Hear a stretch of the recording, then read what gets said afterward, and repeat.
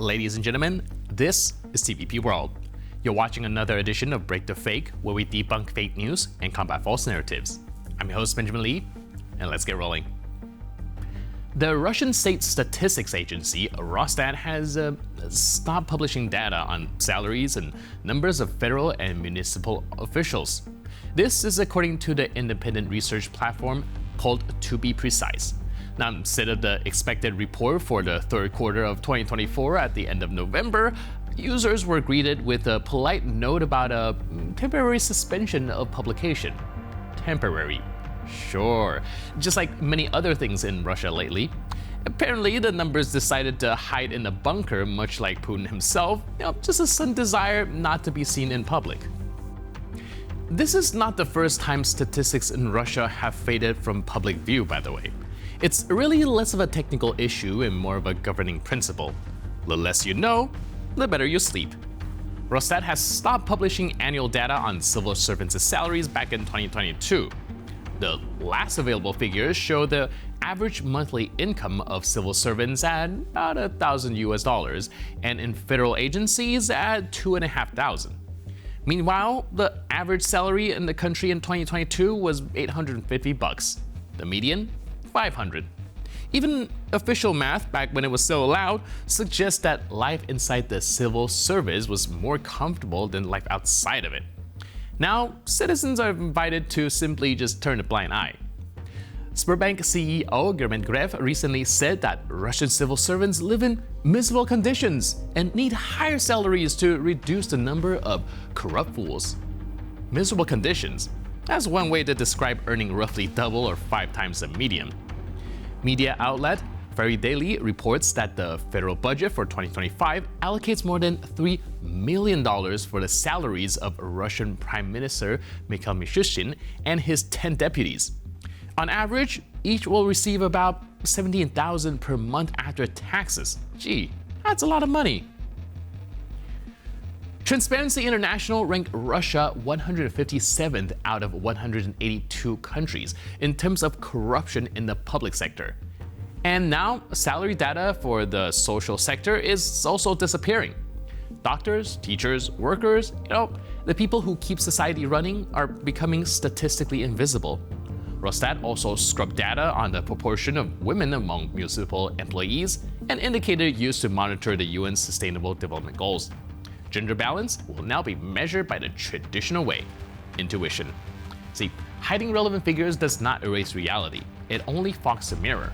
Perhaps the next step is to abolish calculators just in case someone adds up the wrong columns. Because if there is no data, there's no debate. And if there is no debate, then on paper, everything looks perfectly fine. Notorious Russian TV anchor and one of the loudest amplifiers of Kremlin rhetoric, Vladimir Solovyov, reacted emotionally to the news about the creation of a joint Ukrainian-German drone manufacturing enterprise. On his show, he warned that now, quote, Ukrainian-German drones will kill Russians, barely containing his indignation and concern. For years, Solovyov has treated escalation like primetime entertainment. But suddenly, the mood changed. The studio volume stayed high, but the confidence did not. Гордо с радостью они показывают, как немецкие дроны, произведенные на немецких заводах, будут убивать русню. Они мало этого, даже под аплодисменты. Писториус этим восторгается. Дроны, которые будут нести смерть мирному населению России, на себе будут иметь не только украинский флаг, но и немецкий флаг, как символ преданности немецкого вермахта идеям уничтожения славян. Ах, теперь он как-то по-другому называется, этот вермахт. А что, что-то изменилось по сути? The establishment of joint drone manufacturing between Ukraine and Germany is, in reality, a story about military and technological cooperation and the development of the defense industry in wartime. Drones have long been a core element of the modern battlefield. Reconnaissance, fire correction, logistics, protection. This is the standard 21st century warfare. Yet, in Solovyov's studio, it sounded as if German engineers has personally convened to script an apocalypse. The irony is hard to miss. Just a few years ago, Russian media proudly showcased Moscow's own drone programs as technological breakthroughs and guarantees of security. Back then, drones symbolized strength, progress, sovereignty. Now, when the other side builds a similar capacity, it becomes an existential threat. The technology did not change, the narrative did. A joint plan is not just a shipment of equipment, it's infrastructure. It signals long-term support and technological integration. That is much harder to dismiss with a raised voice. Arms deliveries can be framed as fleeting, production facilities are strategy.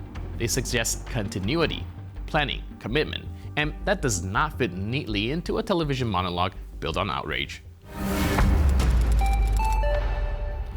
European intelligence agencies are reporting a new wave of activity by Russian security services inside the European Union. After the 2023 uprising and the elimination of Yevgeny Prigozhin, his Wagner PMC, its recruitment networks, and troll factories did not simply dissolve into history. They were repurposed.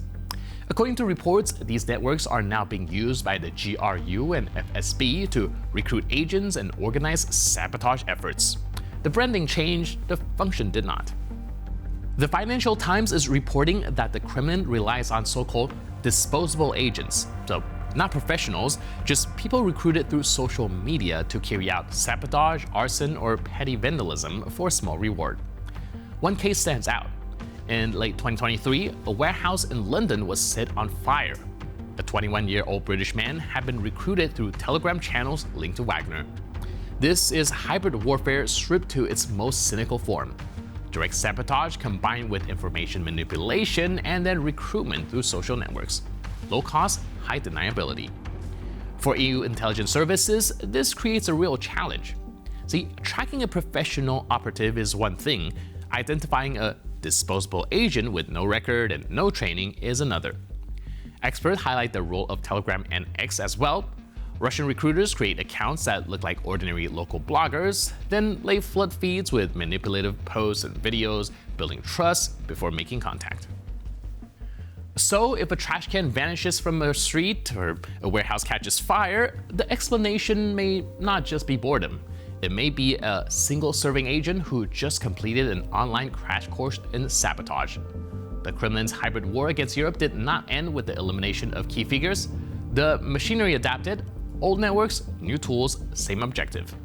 For European intelligence services, this means constant vigilance, because the threat is no longer only a uniformed operative. Russian oil exports to China have been rising for the third consecutive month and may hit a new record in February. The explanation is both simple and revealing. Independent Chinese refineries are snapping up Russian barrels at steep discounts after India sharply reduces purchases. When one major buyer steps back, Moscow looks for another customer willing to bargain hard. According to preliminary estimates by Vortexa Analytics, Russian oil supplies to China will reach 2 million barrels per day in February, up from 1.7 million barrels in January. That is a serious jump in just 1 month, and it comes with a price tag. Russian oil for January and February deliveries to China is trading at about $9 to $11 per barrel below the ICE Brent benchmark.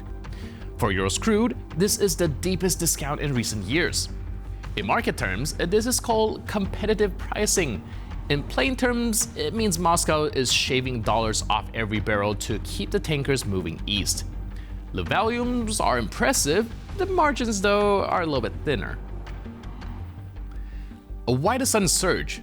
Well, after India cut back its purchases, Russia needed to redirect part of its export volumes. Chinese independent refineries, known for chasing profitable spreads, stepped in. For them, geopolitics is background noise. The margin is the headline. When the gap between euros and Brent stretches into double digits in dollars, the decision makes itself. The result is clear: Russian exports are adapting to new market realities. The geography shifts, the ship find new routes. But the adaptation comes at a cost. Bigger flows to China, yeah. Deeper discounts, also yes. The barrels still move, the revenue per barrel tells a more complicated story. And with that, we conclude this edition of Break the Fake. But for more news, update, and commentary, please stay tuned to TVP World.